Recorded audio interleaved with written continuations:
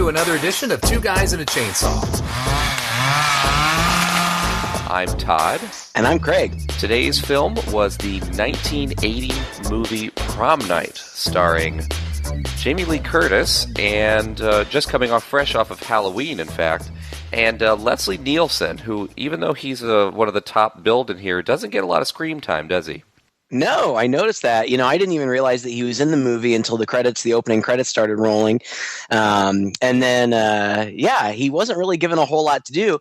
In fact, I'm sure we'll get to this eventually, but it almost kind of seems like he disappears about 2/3 of the way through the movie. And you don't really see much of him after that. Yeah, it's like he kind of quit or he had something better to do. They just wrote him out. I want to go do Naked Gun or something funnier.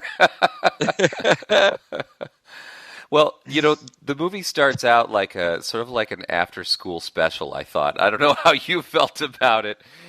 I felt the exact same way. It felt like it felt low budget, and not so much in the cinematography. I mean, I guess a little bit, but even just the opening credits, they were really basic, really simple. It seemed like something that you would have seen at the beginning of a made-for-TV movie, or like you said, an after-school special. Yeah, I totally felt the same way. It's a bunch of kids, and my gosh, there are a ton of characters in this movie. Yeah. And we really don't even know who the kids are. They're kind of calling each other names here, but we later find out there's Jude, who's a girl. There's Kelly, Nick, and Wendy. It opens up, it's showing this, I couldn't really figure out what it was. I read, it said on Wikipedia it was supposed to be like an abandoned convent. It really doesn't matter. It's just this old abandoned building where those four kids that you mentioned, Jude, Kelly, Nick, and Wendy, are playing this game that seems to be called Killers or something like that. Yeah, not an obvious way to start the movie at all. Right. I mean, it seemed like the basic premise was like Ghosts in the Graveyard or something like that you played when you were a kid, where it's basically hide and seek, where one person's it, and then they go around looking for the other people, and when they find somebody, then the person that they found teams up with them, and they continue until everybody's found. I mean, that's basically what it seemed like, which, is a game that I think all of us played when we were kids, but these kids are just really into it, and it's really, it feels really malicious, like they're shouting out, killers are coming, and the killer is going to get you, and I guess the person who's it is the killer, but they're really playing it for, the dark aspect of it in this opening thing. It didn't really seem like a fun game. It seemed like kind of a mean game. Yeah, and that's what kind of made it weird. I don't know, it was like they were trying too hard to be super sinister about it when these are supposed to just be kids playing. They all seem to hate each other or something when they're running around playing this. And they just kind of seem like evil kids, like mean kids. And then you got three other kids come walking down the street, and we don't know this, of course, now, but these are all siblings. You've got Kim, who is the older sister, I believe, and their last name is Hammond. You've got Kim, Robin, and Alex is the brother. And Robin and Alex seem to be a little bit younger than Kim.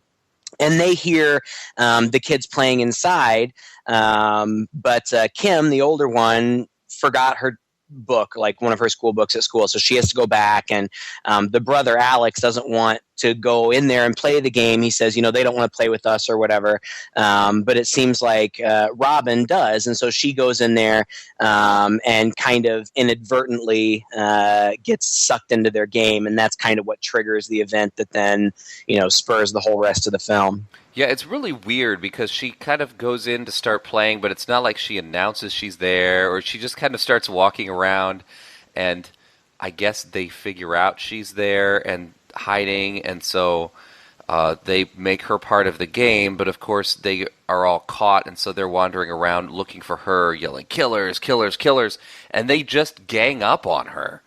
And it's crazy. They just gang up on her and they're yelling killers, killers, killers. But once they find her, the game should be over, but it's not. Right. Well, it seems really mean-spirited, and, like they back her into a corner, and, if they're playing, they should be laughing. Now, I'm sure this is, a directorial choice. I'm sure these kids were told what to do, and they were told to be really mean and threatening, but it was just kind of off-putting, and it made me dislike those kids. And so I knew, that eventually we were going to flash forward. And I'm like, I hope I'm not supposed to sympathize with these characters because I don't. Like, they were mean asshole kids. And I don't know what their end game was. Like, were they just going to back her into a corner and just keep her there all day? I have no idea. Well, they end up upstairs, and they back her up against a window, which, is just something you see coming from a mile away. And and she's so scared, she's backing up and doesn't realize, and she falls out the window to her death below. The window breaks, and she falls on kind of the broken window, and we assume dies. Now, that's what they assume too, and that's what's really funny about this is nobody goes down to see if she's okay.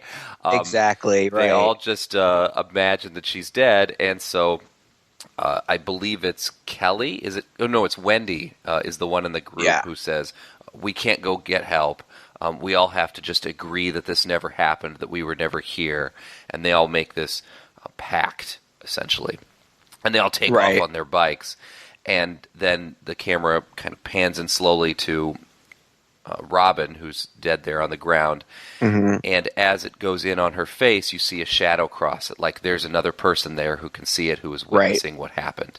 No, it's just so right away. I mean, you know. I mean, even if you hadn't read the little blurb on the video box or on IMDb or whatever, you can tell what kind of movie this is going to be.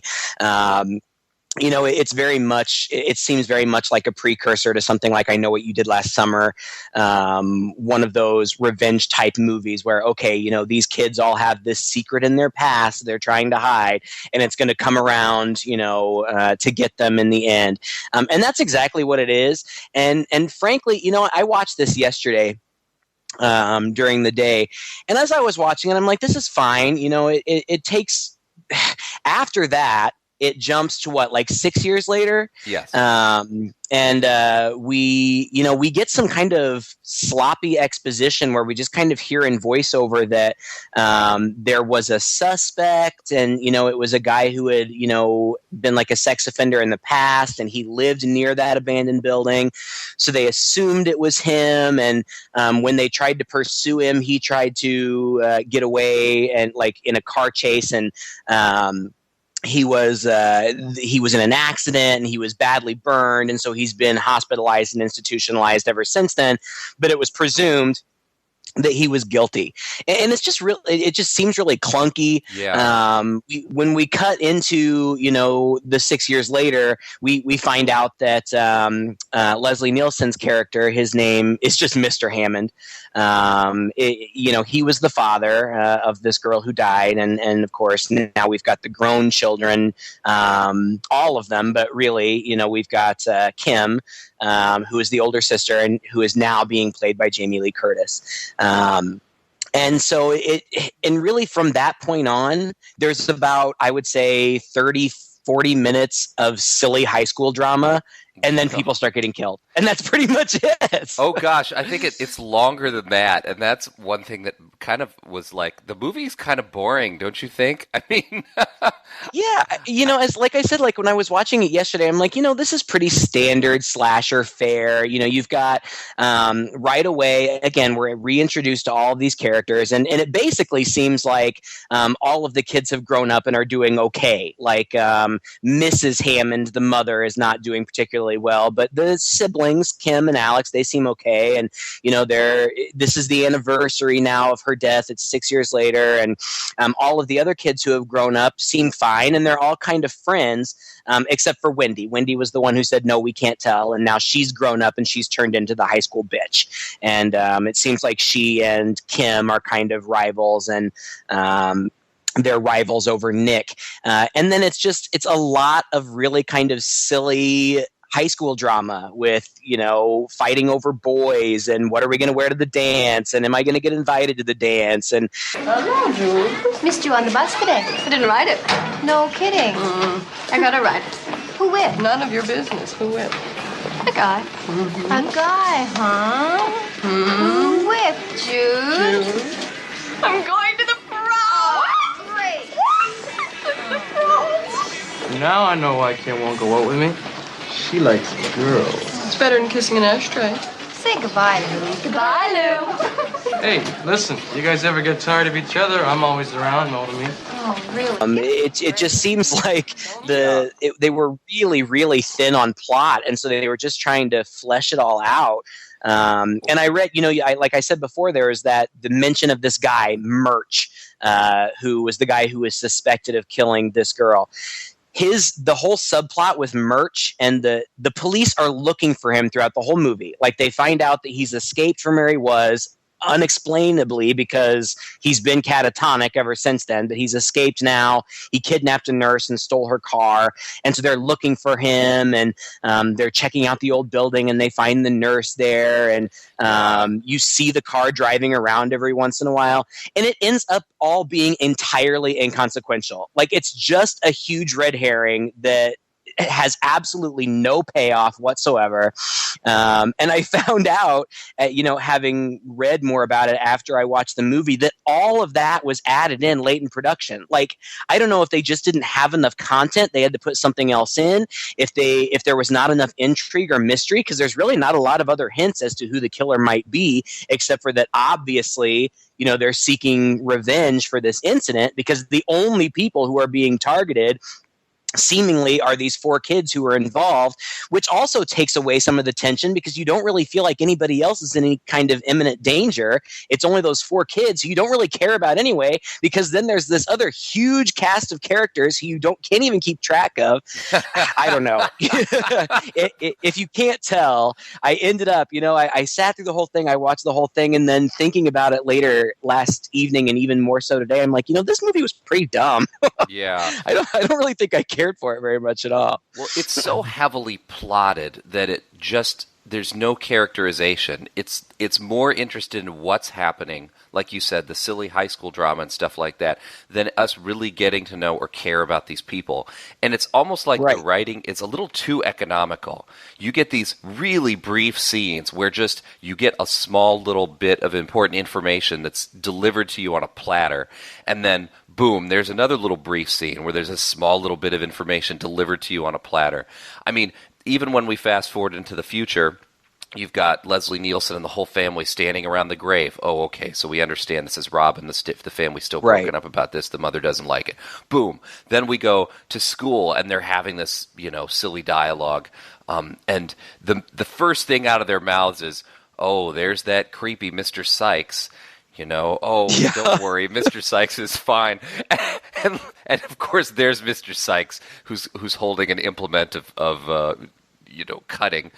He's like carving the bushes and looks on at them like really, really creepy. Like, okay, here's our first possibility for the killer we know is coming up is Mr. Sykes. Well, yeah, and such a stock character, and that would be read as being totally offensive today. Like they play it like he's slow, like he's impaired, and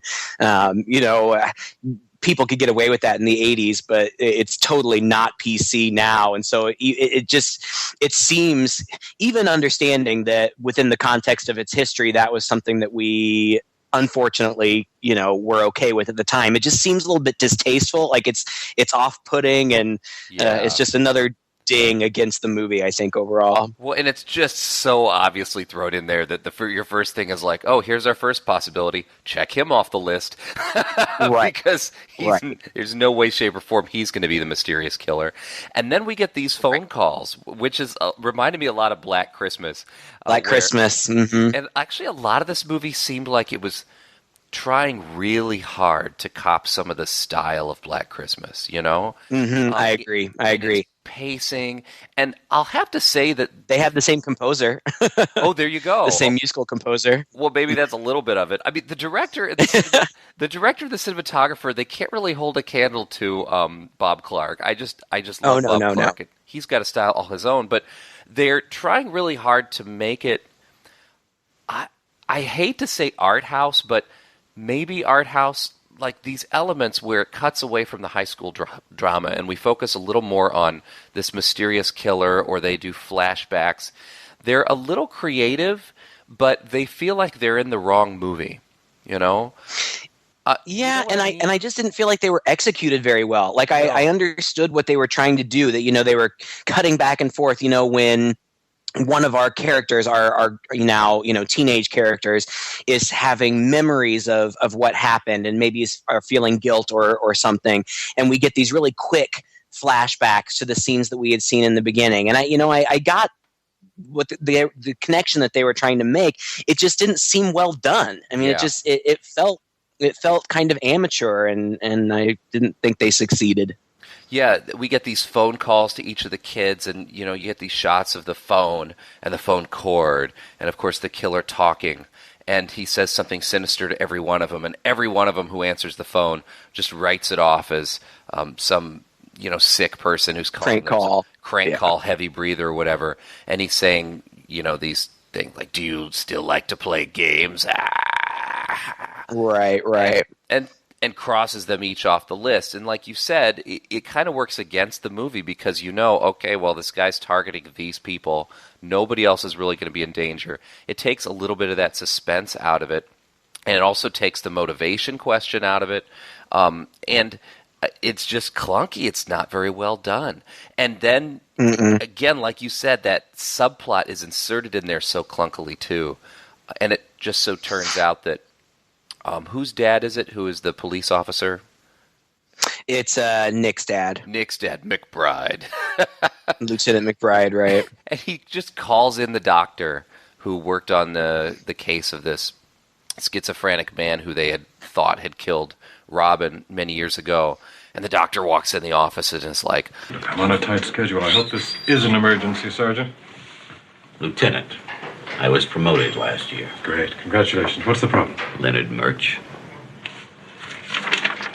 Just came over the wire.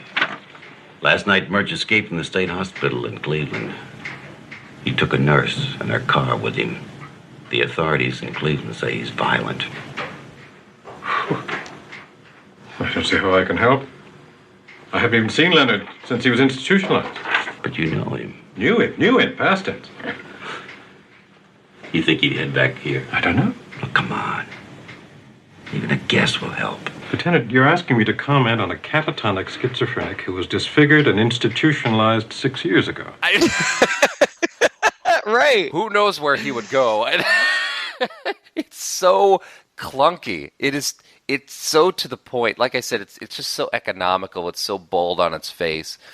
Everything's just and that subplot is never tied into the main plot. I mean, like it's ancillary, like that they're related, but the lieutenant never, aside from being Nick's dad, he never has anything to do with the other kids. In fact, eventually, when we actually get to the prom, the lieutenant goes and is like guarding the prom and waiting to see if this guy will show up for no apparent reason. Yeah. Why would they think that he might show up there? Like, it doesn't even make any sense. It doesn't. And as it turns out, it's completely inconsequential. You could completely remove all of those scenes. In fact, you could remove any mention of that guy. You could remove that lieutenant entirely, and it would have absolutely no impact on the plot of the movie. Oh, yeah, if you did, then the body count is 0 for the first entire hour. I mean, if you don't count the flashback. For the first accident, right. hour of the film, the body count is 0. And that's why, I mean, it gets pretty boring because it's just these characters being somewhat stalked, even though they're not really being stalked, because if you don't have the information that the audience does, nobody has anything to worry about, right? Right. Right. There's like a picture torn out of a yearbook that it will occasionally appear in each of their lockers that they find. And there's a point in there where Jamie Lee Curtis's character, Kim, is showering and with somebody else, and a mirror breaks. Somebody's obviously thrown something at the mirror in the girls' changing room, but then they go out and they don't find anything, and then they come back in and they find and they kind of think those things are weird, but they don't have any reason to suspect that there would be somebody after them. Yes, exactly. I mean, except for I guess the phone calls, but like you said, they totally write those off. And again, you get those phone calls early on, and then there's no follow-up with that either. Like, you would expect this guy to keep calling or keep contacting them in some way, tormenting them in some way, but he doesn't. It's like they're just kind of cutting and pasting these different slasher, elements all into one movie, and it just feels disjointed. Oh yeah, and the scenes themselves are so awkwardly staged. I mean, they're awkwardly staged. Every single time you would cut to the kids giving some little bit of information about their high school drama, you would be walking down a hallway kind of really slowly in kind of an odd way just so that the camera could film them in a certain way. It just, all of it, there was just an air of unnaturalness, like, hey, we're putting a movie together about the way that those things were staged. Yeah, and there were so many things like that just seemed completely unnatural. Like, Jamie Lee Curtis would be walking around in her school, and the school is completely empty of any other person. Like, when is this supposed to be? Is this supposed to be during the school day? Like, does she just hang out there during the day on weekends? Like, I don't even understand what's happening. There's a chase scene later on in the movie where it's during the prom, and one of the girls is getting chased around, and she's running all over the school on prom night, and there are no other people anywhere around. I'm like, what is happening? I know, and she's not running. Jamie Lee Curtis and her friend are in the locker room, and it's just the two of them. Like, was this your private gym class? Like, I don't even. It doesn't make any sense. Oh, I like that part too, where they open up the mirror breaks, and so they go out to investigate, and then they open up the door that leads straight to the outside, and I don't know if you caught this, but the sign on there says "Girls Change Room." Which is really brilliant, to have your school, to have an exterior door, and then to have a sign on that exterior door that announces that it's the girls' changing room. And then the sign below it says, "Visitors are requested to report to the office." Oh, God, that's funny. I don't know, man. I don't know if that was just an oversight or if that was intentionally humorous, but I got a big kick out of that. There's a ridiculous scene, that ridiculous scene with Nick and Kim by the ocean, when they're just walking. Yeah. Is this supposed to be very after-school special? Is this supposed to be near the school or something? Because it has to be near the school. It's like along a beach, but it's like on a cliff. Like they call it the Bluffs or whatever. It's got to be near the school because something else happens there later on prom night. That's right. But yeah, I mean, it's so melodramatic. They're melodramatically walking along these cliffs. The waves are crashing, and it's. I love you. You know that? I love you too.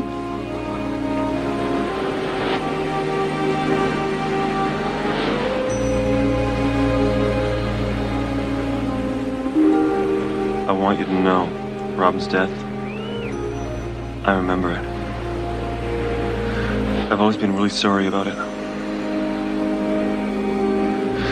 I mean, I know what you're feeling.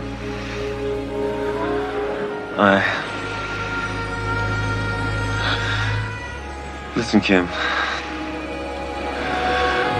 I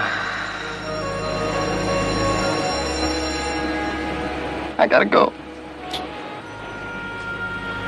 Yeah. See you later. There's a lot of that in this movie. I love us particularly.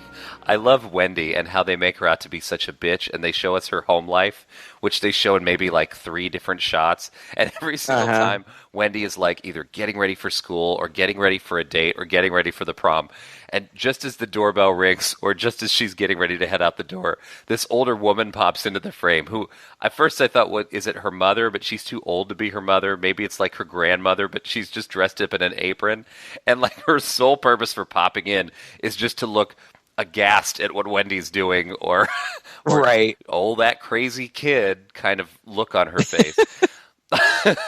Yeah, and just to show that, Wendy rules the roost at her house. Like, she can do whatever she wants because she's a bad girl. And, I thought it was her mom. I don't know. You're right. She did look way too old to be her mom, but she says something like, "Are you going to be home for dinner?" And Wendy's like, "How should I know?" And just walks out. Wendy walks out, and she's just so rude.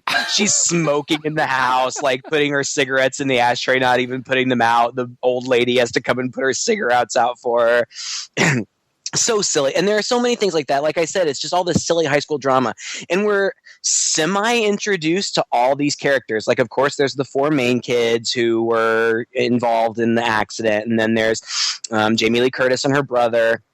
But then Jamie Lee Curtis has like a group of other friends who are just kind of with her all the time that I never caught their names. They're really unimportant. There's this jerky buffoon type of guy. I don't remember Lou, who smokes and fights, and he's after Kim, and it's you just wonder, why are they giving us all of these characters when they're completely inconsequential, really, and we don't even care about the central characters that we have, or I don't feel like I know anything about them. Yeah. It's kind of a mess, really. It is a mess, and it's funny because they're not even stock central characters. Like, aside from Wendy, who is the bitch girl, the rest of them are all blend together. Like, it's not except for, I don't know, maybe Jude is the girl who just happens to not be able to get a date to the prom until that Seymour guy comes up and is like, hey. Hey, beautiful, need a lift? No, thanks. Come on, I won't bite. So who are you? Seymour Crane. But, they call me Slick. I can see why. How old are you, Slick? Old enough. Well, I've heard about guys like you running over girls on the sidewalk. Just some girls, if they're good looking, I give them a ride. First couple Kelly is the one who is thinking about losing her virginity, and she's got kind of this jerky boyfriend who is pressuring her to do it on prom night or whatever. And it's just, seriously, it's I work in a high school, and there's not as much drama as they try to establish in this hour and a half. I mean, it's just, you don't care. Who cares? Yeah. We don't care if Kelly's going to have sex with this guy. We don't care that Jude has finally gotten a date. Nobody cares. Let's get to the action. But we don't get to anything for an hour into it. Right. But we do find out that Kim is going to be crowned queen of the prom along with Nick, the king of the prom. And this must be the most important thing in their lives. The king and queen, the way that they talk about them, must have these incredible duties and standards that they have to uphold to, because she even makes silly lines in there well, I need to hold it together. That's what the queen of the prom needs to do, or something like that. Right. I think during that scene where they're talking at the on the bluffs. Bluffs. And there's a nurse there, not a nurse, the PE teacher, female PE teacher, who makes them rehearse through the process of accepting the thing. And something's going to happen here. And even at one point, it's kind of like it's copying from a lot of these different movies. Like we mentioned Black Christmas, and there's shades of Carrie in here as well. Mm-hmm, definitely. Something's going to happen at the prom. Right, because Kim is, Wendy and Kim, like I said before, are kind of rivals. They both want Nick. Apparently, Wendy and Nick used to be together, but they're not anymore, and now Kim's with Nick, and Wendy doesn't like it. So when Wendy can't convince Nick to come back to her and go to the prom with her, she hooks up with that big doofus, Lou, and we don't know what their plan is, but we know that they're conspiring something to happen at the prom. And it does feel very much like Carrie. I mean, it could be that exactly for all we know, but all we know is that something is going to go down at the prom. And it's when they finally get to the prom, or prom night at least, I'm like, thank God, can we just, what's going to happen? Come on. And then they just start getting picked off one by one in really not very creative or interesting ways too. Well, I love the silly, really opaque moment when Nick goes to pick up Kim for the prom, and we get this shot of Kim obviously dressing, and her brother is there, and they're having this awkward brother-sister dialogue back and forth, which really just seems to establish, hey, we're still brother and sister, or hey, don't forget we're still brother and sister. She says something about, hey, can you help me put on my necklace? And he says, I don't know, I am your brother. And there's a lot of that. And then we get a shot back to Nick downstairs, and he's just staring at the picture of Robin on the mantle. Right. And you're thinking, oh, he's still feeling guilty. We really need to know this now. And he turns around when Kim comes down the stairs. Oh, you look beautiful. And they go together. And as they're walking out, he turns and makes one long, almost spooky look at the picture of Robin on the mantle again. Like, how long has he been dating this girl? You know? How long? I have no idea. And it's been 6 years, it's been 6 years and he's just now feeling guilty. And like, it felt like the filmmakers were trying to force you, like, here's how you're going to feel. This guy feels guilty. So you're going to have sympathy for him and you're not going to want him to get killed. You're not going to really care if the other ones get killed because somebody has to get killed, but you're going to root for him. You're going to root for him and Kim. And okay. Sure, if you say so. So the first death is at the prom, and it's in, I guess, the locker room where they're making it, where it's Kelly and Drew who are making out. And maybe the best thing I could say about this movie is that the teenage first-time sex scene was appropriately awkward.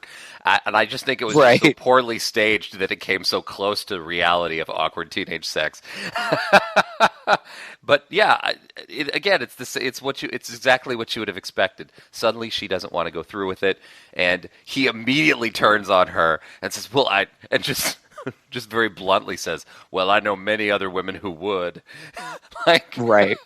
If he's been working her this long, which is what she gives us the impression, that he's been coercing her this long, then he really gives up pretty quickly right there at the end. Lays all his cards on the table. He walks out, and yeah, we get this death scene that's not even that great. It's really... there's this low, kind of slow motion, very dark shot of some feet walking across what actually looks to be like a carpet. It doesn't even look like the floor of the room at all, the locker room. And then you find out later that it's because they reuse this same shot like 3 more times. Every time the killer is walking towards somebody, no matter what room it's in, it's the same shot of his feet walking across this same floor. Except here, because the lights are out, they've darkened it up a bit and made it slow motion. And he comes up from behind and grabs her head and slices her neck with, I guess it's the same shard of glass that came off of the mirror. And it seems like, we're trying to establish this connection to that past death where Robin had fallen out of the window and was cut apart by glass. Even the poster, the prom night poster, has a picture of a masked killer with a big shard of glass there and one of his victims kind of reflected in it. But correct me if I'm wrong, I don't think we see that as a murder weapon ever again from here on out. I don't think so. I think it's at some point, somewhere, the killer gets an axe and is chasing the rest of them around with an axe for the most part. Yeah. Or maybe even a knife too. I don't remember. But I mean, and I don't remember because it's not memorable. Like the killer is just dressed in all black with a black ski mask on.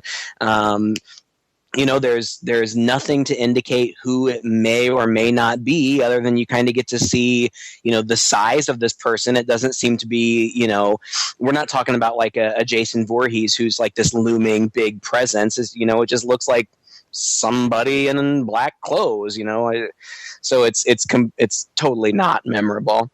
And you get that scene and then... Go ahead. I was going to say some skinny sort of athletic person, running around. And I guess it just rules out almost everybody right from the beginning because, I don't know, at some point I feel like we're supposed to suspect Lou, sort of that dumb oaf that's conspiring with Wendy because they were talking about, she needs to pay, but don't hurt her. And we had earlier seen Lou in a ski mask. There was this weird confrontation in the cafeteria.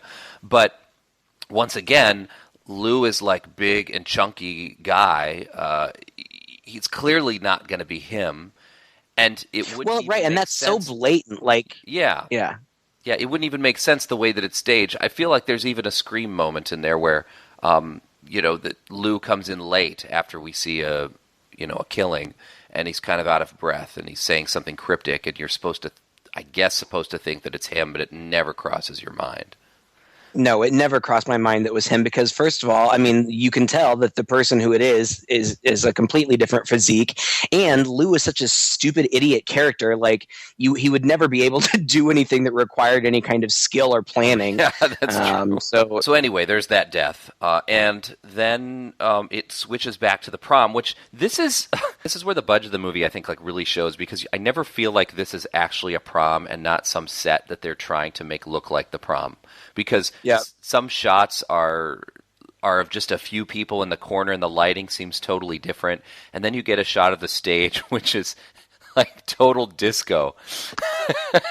yeah, disco floor. It's perfect. And the theme of the prom is disco madness. Yeah. And that's so unfortunate. It works against the movie in retrospect. Well, right. I mean, it certainly dates it. But I was going to say, if there are any redeeming qualities to this movie, anytime you get a Jamie Lee Curtis disco dance break, I mean, that's something. I'm glad I saw the movie, if not just for that clip. But if you haven't seen the movie and it doesn't sound all that appealing to you, I'm sure you can find that clip on YouTube. And if so, that's really all you need to see. Well, I don't know. You could almost miss that too. I mean, it's terrible dancing. It's poorly filmed. I mean, and it goes. And they've got the classic shot where like she and Nick are holding hands and spinning, and you're seeing it from each of their perspectives. So it's the spinning shot. Oh, I loved it. That made me smile. Well, and it never comes to like a climax, because after their little spinning shot and everything, you expect they're going to do some pose or everyone's going to start clapping, but just everybody just kind of moves on to the dance floor and starts dancing with them all of a sudden. It's not like a dance sequence that has a proper ending that we're supposed to. Yeah, I don't know. It just didn't. It was no Romy Michelle's high school reunion. Let's put it that way. Oh no, it was goofy. I'm being sarcastic. It was really goofy, but it was funny. I mean, I laughed because it was so goofy. Oh, and we got the disco prom night theme song, which apparently I read. Yes, the soundtrack to this movie is like a thing, even though it never really was a thing. Yeah, I read about the soundtrack. Initially, they had filmed everything using contemporary disco music, like stuff with Donna Summer and stuff that would have been very recognizable and popular at the time. But I don't know how they overlooked this, but apparently to get the rights to those songs was way, way out of the production budget.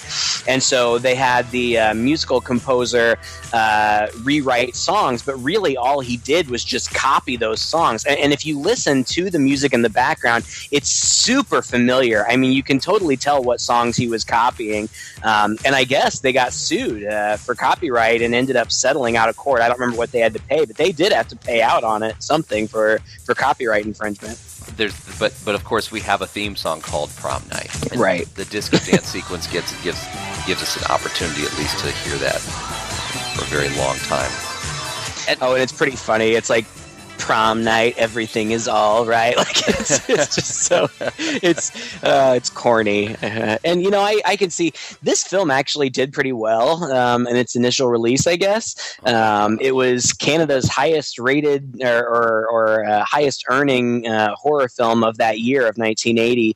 And I guess that it did really well in the drive-in circuit, which I can see. You go to a drive-in, you're a young kid going to a drive-in in this day and age, you're really probably not going so much for the movie as for the experience. And so just to have something kind of schlocky on in the background when you're hanging out with your friends or your girlfriend or whatever, I could see how it would work. But beyond that, I don't really see where the appeal lies. Oh yeah, something that you don't need to pay attention to, that you could pop in at any moment and you haven't missed a thing.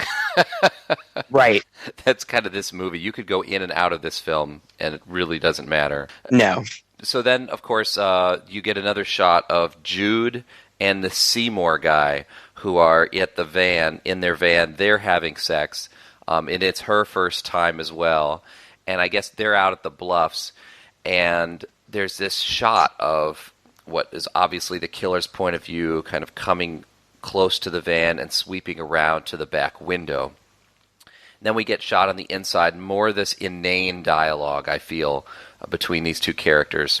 They decide that they're going to step out, and they walk across to have sex on the ground out by the bluffs. And there's this long... And this is, again, a point where I feel like the movie tries to be artistic, but it just is so poorly executed, and it just can't do anything within the confines of this script and this acting and these lines. Mm-hmm. Where there's this sweeping shot that kind of follows them from the perspective of through the trees, and it's like all one take. And they go and they lay down a blanket for about 5 seconds, and for some reason decide, no, we're just going to go back to the van again. And so then they walk another 12 feet back to the van and go into the van. And then we're treated... So this scene went absolutely nowhere. And then we're treated again to the same shot from the killer's perspective, swooping around the van to the back. It's so distracting. It's like they got no coverage. But I've never seen a movie like this reuse so many shots so close together as this movie does. It's so weird. They die. She dies, and he dies too because we get our huge stunt sequence where he jumps. His reaction, by the way, to the back doors opening, her falling out the back and getting axed by this murderer, is to immediately run to the front, start the car, and try to take off. But instead, all he does is spin circles while the killer tries to get into the cab and is hanging out the door. I felt like this was supposed to be our big, stunt number, our big kind of chase scene. But it ended up just looking really dumb. And, of course, he drives off the bluff. And almost before... Which you see coming a mile away. Oh, of course. And almost before the van even hits anything, it explodes. Yeah. Well, and then here is another place where it just seems like the writing is so muddy. Like, the killer, you assume that their motive is, revenge for this accident or whatever. But there would be no motive to kill this dorky little Seymour guy. I mean, it just doesn't make any sense, but he does anyway. And yeah, I guess it's for the action shot, the exploding van going off the cliff, which is apparently right outside the high school, but nobody notices, this huge explosion right outside the prom. Well, it's just, there's no sense in it's almost nonsensical to even criticize it because it's so silly. And then right after that, we're back in the school and Wendy's just like in the bathroom, like putting on makeup or something, and the lights go out and she's like, what's going on? And then she gets chased through the school for what had to have been 10 minutes. Like it was so long. And I thought, oh my God, just catch her and kill her already. It's so bad. And again, as you said earlier, she's running through this suddenly completely empty school. She's running to all of the places that are completely empty. I mean, there is a prom going on over here. You have plenty of opportunity to run to where all the people are, but you don't. And you don't scream. It's so quiet. And it feels like this sequence to me was a guy sitting down with a whole bunch of shots in mind. Like, I want a shot where the victim raises her head about halfway up from behind the table, and we just see her eyes looking back and forth, and they're reflected in the shiny surface of the table. And I want a shot of the killer stepping into frame with an axe that's between his legs. It's like...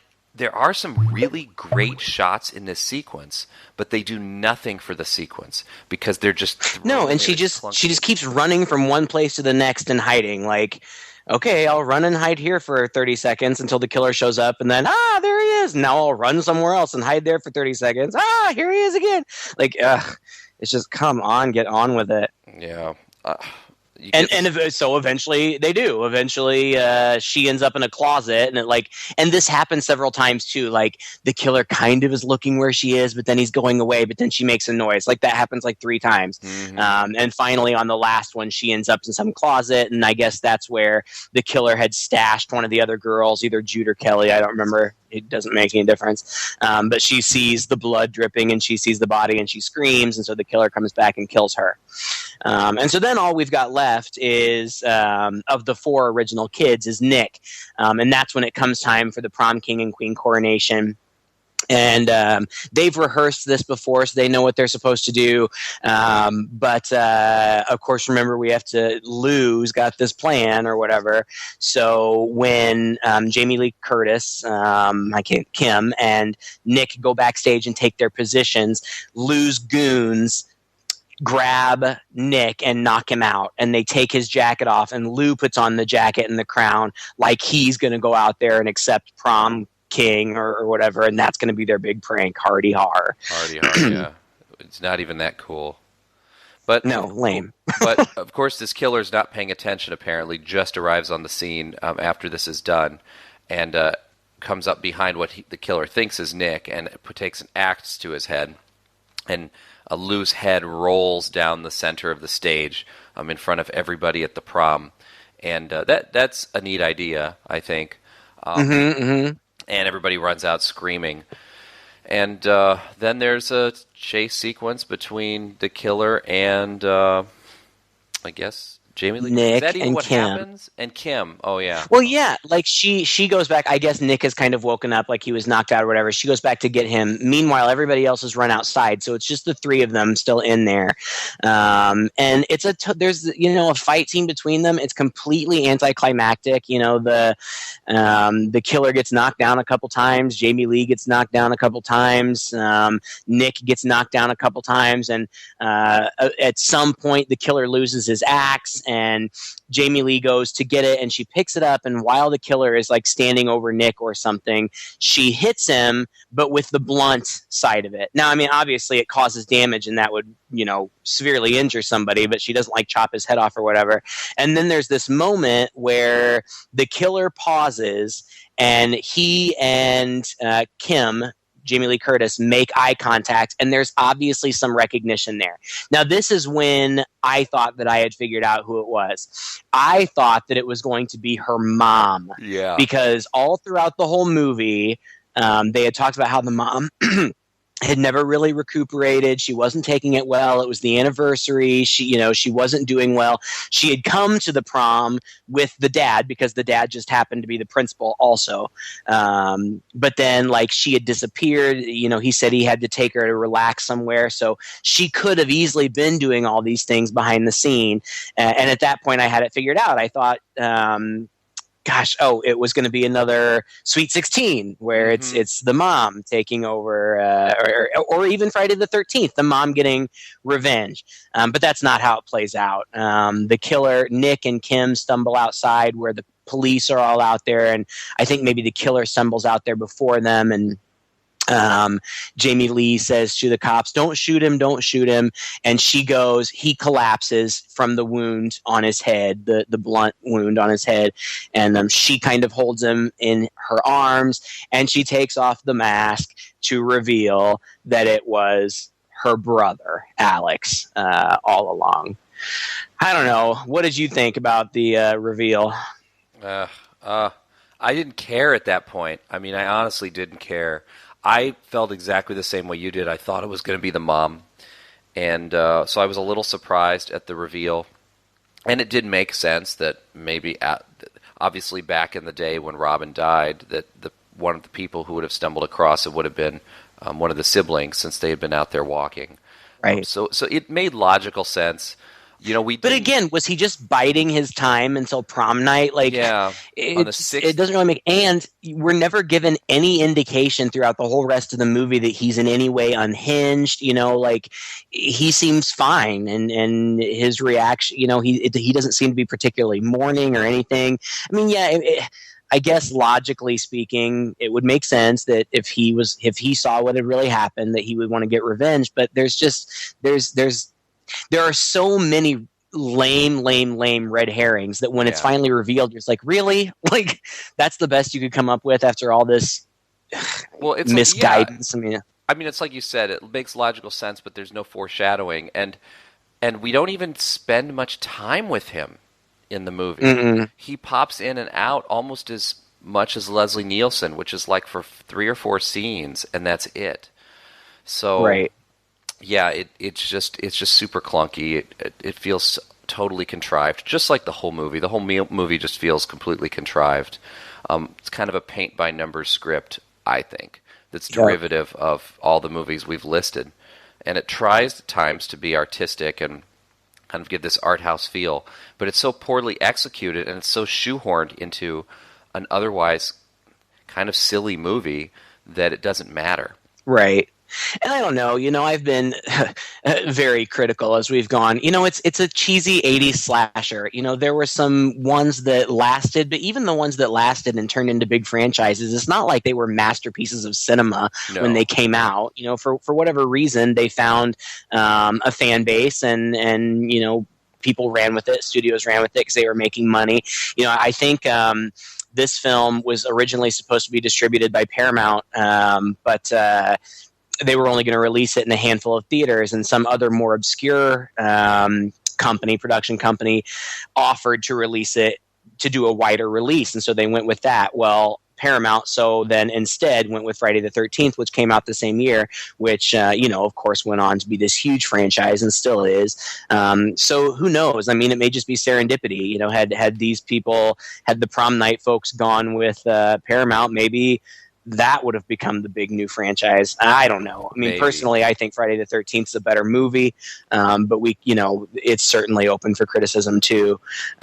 But in the end, going in, I love watching these kinds of movies. I like to see as many of them as I could. Just the name of this movie and the fact that Jamie Lee Curtis is in it, and she was such a big scream queen of the 80s, I really couldn't believe that I hadn't seen it. And now that I have, I'm like, I could have gone without seeing it. It would have been fine. It's not enriched my life in any way beyond just being a completist, I guess. No, there's definitely a reason it's been forgotten. And, you make that comparison to the Friday the 13th movies, and you're right, they are better, even though they're not great movies. But I think where they're different is at least they're more interesting to watch. At least there's something going on. There's some genuine suspense happening. There's some genuine unknowns as to who's going to live, who's going to die. And even though they're pretty clunky too, and very thin on characterization, thin on plot, they make up for it by being really good on atmosphere and, again, that suspense, whereas this movie just doesn't really have either. Right. And creativity. I mean, there's only so many ways that you can kill a person, I suppose. But, even in those early movies, there was variety in the kills. There was interest. They were shot in interesting ways. And this just wasn't. I mean, it almost felt like a made-for-TV kind of thing. And it just didn't work for me. I'm sure that there are people out there who saw it when it came out who have fond memories of seeing it with their friends at the drive-in, or, snuggling up with their boyfriend or girlfriend or whatever at the drive-in for kind of just some cheap thrills or whatever. And I understand that completely. There are lots of bad movies that I have really fond memories of. But coming to this now, it just didn't do anything for me. Unless you're a disco fan. Right. You get the disco dance sequence, and you get the disco battle at the end. Yes. Well, thank you for listening to another episode of Two Guys and a Chainsaw. If you enjoyed this podcast, please share it with a friend. We're on iTunes. We're on Stitcher. We also have a Facebook page and a Google Plus page. Please like us there, share us there, and start up a conversation. Let us know what you thought of this episode and whatever future episodes you might want us to review. Until then, I'm Todd. And I'm Craig. With Two Guys and a Chainsaw.